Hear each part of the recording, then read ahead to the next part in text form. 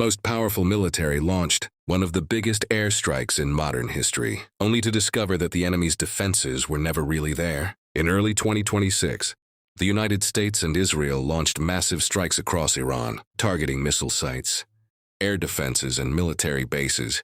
Soon after the attack, Donald Trump claimed that nearly 80% of Iran's missile launch systems had been destroyed. But then a strange theory began circulating online. What if many of those defense systems were never real weapons at all? What if some of them were simply decoys, inflatable targets, even balloons imported from China designed to fool satellites and warplanes? If that's true, the world might have just witnessed one of the largest military deception operations in history. February 2026.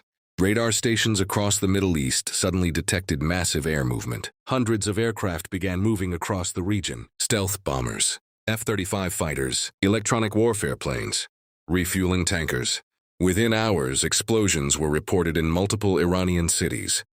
Missile bases, military depots, command centers, air defense systems. The operation was massive.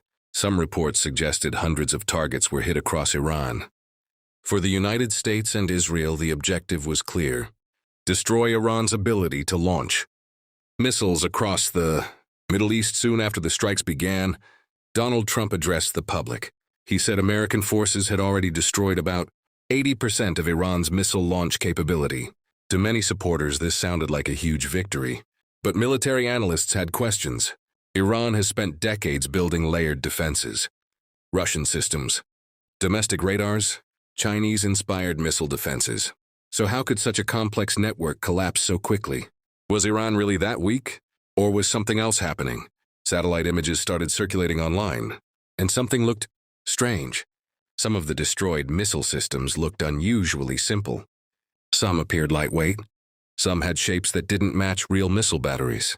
Military experts began discussing an old tactic used in war: decoys, fake tanks, fake radar stations, fake missile launchers.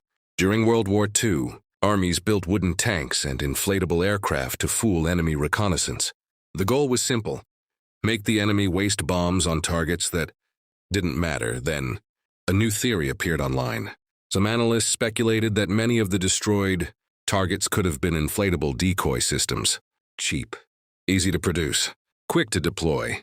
Some claimed that such decoys might even have been manufactured in China, where military training equipment and inflatable replicas are widely produced.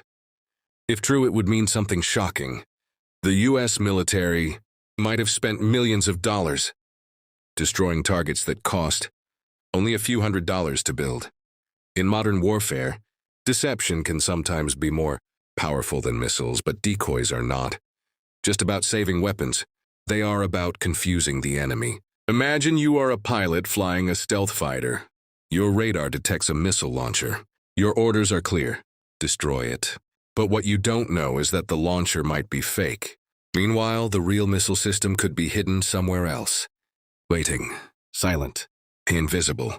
This is the essence of military deception. Iran has studied the wars in Iraq, Libya, and Syria. In those conflicts, the United States destroyed air defenses very quickly. So Iran's strategy may have evolved.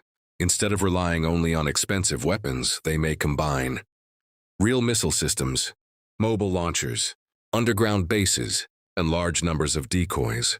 This creates a confusing battlefield where attackers cannot easily tell what is real and what is fake. Modern precision missiles can cost hundreds of thousands or even millions of dollars each, but a decoy might cost only a few $100s. That means a defender can force an enemy to waste huge resources. It's a simple equation: cheap deception versus expensive destruction, and sometimes deception wins. As the conflict continues, both sides claim success. The United States says it has crippled Iran's military infrastructure. Iran says it still has plenty of missiles and capabilities. The truth may lie somewhere in between.